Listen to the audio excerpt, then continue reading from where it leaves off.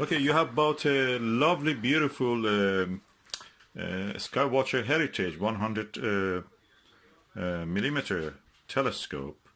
Beautiful colors. I wish they had this color for the refractors, a little golden also, something like that. But anyway, it's a very beautiful telescope. It's a very capable, better than whatever I could have when I was a kid. And it has a very good mirror, I must say that. And the image you get with this is quite sharp. The thing is that the telescope has a F number, which is only 4. That means it's a fast telescope. It gives you very wide angle view. But if you want to watch objects which are like moon or Jupiter and you want to see more details on them, it's better to have a telescope which has a higher F number. Higher F number means, what is F number first of all? F number is the focal length of the telescope. So the light path from here to here, which is 400 millimeter, divided by the aperture of the telescope. So aperture of the telescope is 100 millimeter. F number, the focal length is 400. 400 divided by 100, both of them are in millimeters, gives you the number of F4. You can actually increase the F number if you reduce the D, the diameter. So if I can by one mean reduce the F number, the D number, I go with a lower, a higher F ratio, and that helps me to actually see more details on the moon, better details, or more stable with a sharper, crisper, and the planets. It practically makes it a slower telescope in the astronomical terms. This is a fast telescope. The F number is low. If I can make it to F number 10 or 20, 19, I can make it to be slower, and that means makes it practically a planetary telescope also. There is a aperture stop here, but this is at the center, and this obstructed by the central obstruction here, the primary, secondary mirror here. So if you want to avoid that, we can make an off-center circle like the one that is here, and for that I will show you how to make one. I will show you. Okay, this is telescope actually on a beautiful Dobsonian.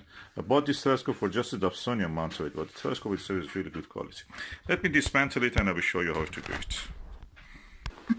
Okay, as you can see, I have now the telescope optical tube assembly separated from the Dobsonian mount.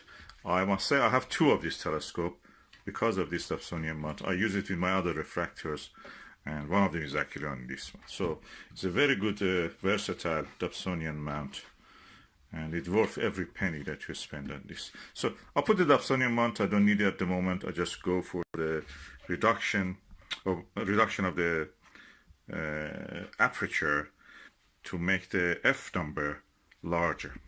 So we go ahead with that. So for this purpose I need a piece of card. My card was really odd shaped. I already cut pieces of it.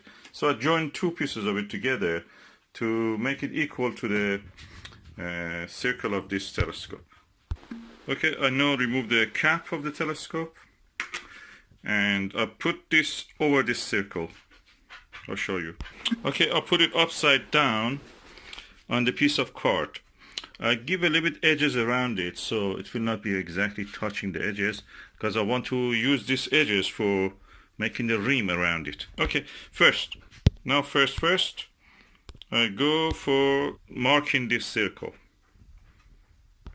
Okay, I use a pencil or a pen to mark this circle. Okay, it's better that of course your card be black or dark. In this case this is blue, so black is better even. So I have marked the circle. Now I can cut it, but before cutting I want to leave some straps. So I'll put this kind of squares about 1 centimeter. Don't need to measure it, just by hand is enough. Something like that. And I fill around it with this strap so I can later turn them, fold them, and attach the rest at the edge to it. So now I have made all these square shaped markings around the edge. Okay, now I'm going to make my off-axis aperture. For this, I will use this circle. You can use a coin or anything. This is, I think, around 35 millimeter. It should not reach the center. If it reaches the center, it will be, again, it comes in the secondary mirror blocks a part of it. So it should be smaller than 30, 35, 30. You can adjust it, of course. You can make it a little bit smaller, it will be bigger. You can have several of these to put it on your telescope to see which one actually is better. For different brightness of the objects, for moon and for planets, you can use different aperture stops. And let me now do this. I'll put a circle around here. It should be touching the edge here, almost. And I will now put the circle there. Okay, I have now drawn my circle and I will remove it. So what I have to do now is to, with the scissor, to take this part out, and then I take all these spaces between these edges out also. I will show you the result. Cutting this with a scissor, you can make a hole in the middle or somewhere in the middle, and then from there make your way toward this and then cut the circle. Okay, as you can see, I've not cut it, and I just left the last bit to show you how it is. Now I cut that last bit also. Okay, I've cut the last bit and I remove it now. I have now my off-axis field stop, off-axis aperture stop here. And now I cut the rest of the stuff. I will show you. Okay, you can see what I'm doing now, okay? And I'm cutting this, and when I'm finished, I will turn them this way and join them with a piece of paper all together. So they will go like that on the telescope tube. Okay, now the aperture stop is finished, almost. The only thing is that when you are here at this area, it gets thin. One way of avoiding this is just to put your circle a little bit away from the edge. But here I made that mistake. But anyway, I gave a little bit thickness out of the circle, as you can see. So I didn't exactly went on the line. I just moved a little bit out of it. So at this stage, the aperture stop is ready. You can just sellotape it on the top. But if you want, you can just bend these edges, all these edges. I will show you. Okay, you can bend all the edges as I've shown here, and join them with a strip of this cardboard. I've run out of it, so if you have one for yourself, a little bit left, you can do it. You can do it with a different color material. It doesn't need to be the same color. And then what you will do, you put it like that on your telescope. At this stage is ready. You can just sellotape it. Just put one sellotape here, one sellotape here. You can remove it when you don't use it. But I recommend you build that edge so it will be something easy to remove and put without damaging your beautiful artifact. Handicraft. So that is ready. Now I have a off-axis aperture stuff. My F number is yet the same. Focal length is 400, but my diameter of the aperture, the opening, light gathering opening, is almost half or less than half. This was 100. This is now probably 3 or 4 centimeter. So 400 divided by 40, 4 centimeter, 40 millimeter, that means 400 divided by 40 is 10. Now I have a telescope which is F10. The F number, focal ratio number, focal length divided by aperture opening makes it 10. So it's very slower telescope.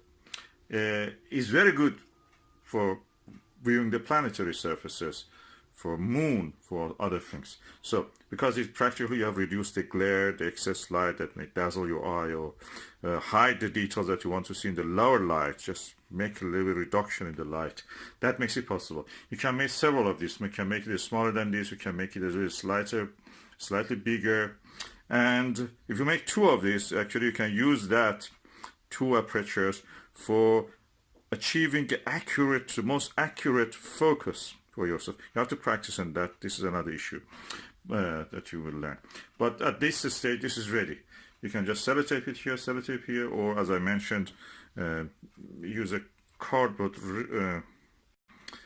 band here, piece of cardboard, something around here, to join these tabs and make something like this that you can put it on and lift it at your own will. That's done. Now you have a full aperture stop.